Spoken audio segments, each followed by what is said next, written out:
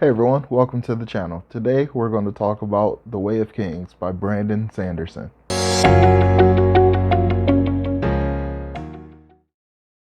For how engaging this book is, it's incredibly difficult to explain it concisely. This is the first in a 10-book long series that spans multiple worlds, dozens of characters, and thousands of years.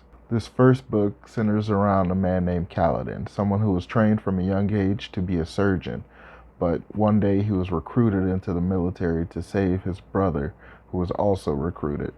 After a not so fun time in the army where him and his brother was betrayed by their commander, which led to the death of Kaladin's brother, he still somehow managed to keep honor and honesty and stuff as a part of his person, and saved his commander when he was about to be killed by a shard bearer. A shard bearer is someone who uses a shard blade, which is an incredibly powerful sword which can cut through anything. Armies can be taken down by a single shard bearer, essentially.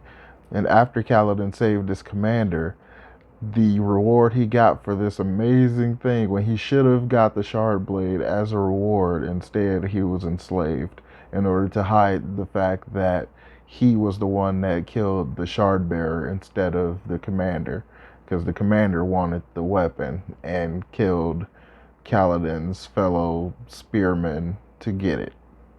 So we follow Kaladin through his enslavement, his time as a bridgeman.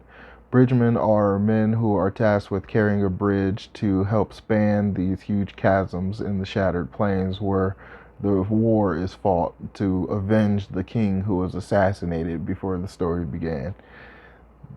When they're running these bridges up to these chasms, they're running directly towards an opposing army who's shooting arrows at them. So they're completely unarmored and unprotected, so they're literally on a suicide run.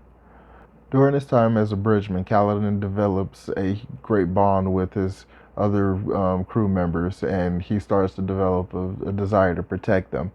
And all this time, and while he's trying to protect these men, he's developed a connection with a Spren, which is a fairy type creature, a small humanoid energy based, magic based creature, basically a fairy. And through this connection, he develops these powers. And he, not even knowing that he has the powers or how to use them, he starts using them to protect his fellow bridgemen. The bridge crew is a part of one of the 10 armies that's fighting this war against the Parshendi, as they're called, to avenge the king. One of the other main characters the book follows is the brother of the assassinated king, Dalinar Kholin. He's one of the aristocracy, obviously being the brother of the king. He's what they call a light eyes because he has light colored eyes. In this world, if you have light eyes, then you're of the aristocracy, you're one of the nobles, you're one of the uppity ups. And if you have dark eyes, you're a peasant or just a worker and all that kind of stuff. While dealing with this war on the Shattered Plains, the High Prince Dalinar is also dealing with these visions. Every time there's a high storm, which is this huge hurricane-like storm that passes through the lands at least once a week, he sees these visions of the past and all these things that are thought to be relegated to myth and fiction and stuff like that. But he doesn't know if these visions are real or if he's going crazy.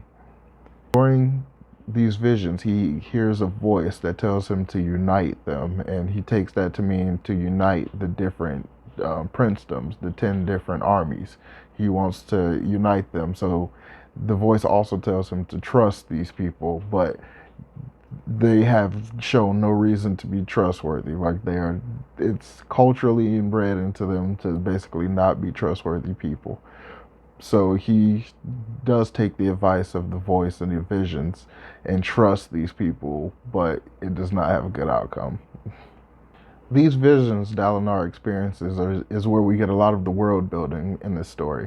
They give us context for the history, which informs the present, and it explains more about these shard blades and something that their magical armor called shard plate.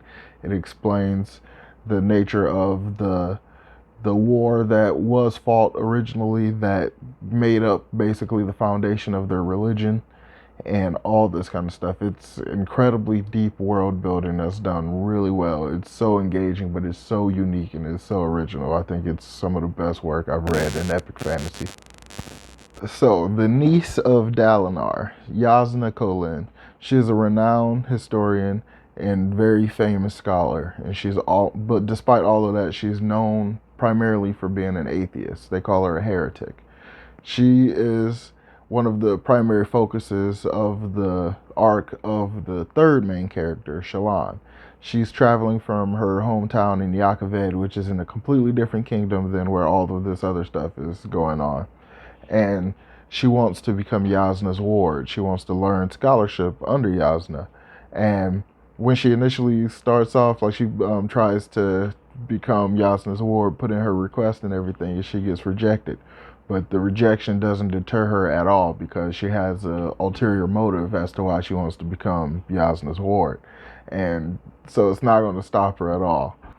Shallan's story in this first book isn't very big. It's kind of a very intro kind of character. She becomes much bigger in later books.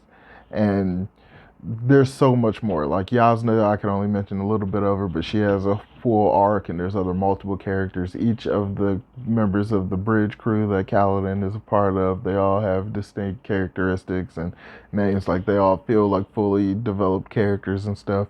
Like I mean it seriously when I say Brandon put the epic in epic fantasy with this series. It's so deep, it's so rich, it's so dramatic, it's so well done, it's action packed, it's cathartic, it's so good. I can't say enough good stuff about it. It's a definite 100% must read. But be warned, the learning curve for this stuff is kind of steep. It's a very epic fantasy, very like throw all these words at you, all these concepts and stuff that are completely new and different. So it's a legit steep learning curve, but the steepness of that learning curve just helps you slide right into the story that much easier too. So come join me again next time when I'll review the second book in the series, Words of Radiance. So if you like this video, please give it a thumbs up, hit subscribe, stick around so we can talk about more books, and I'll talk to you guys later.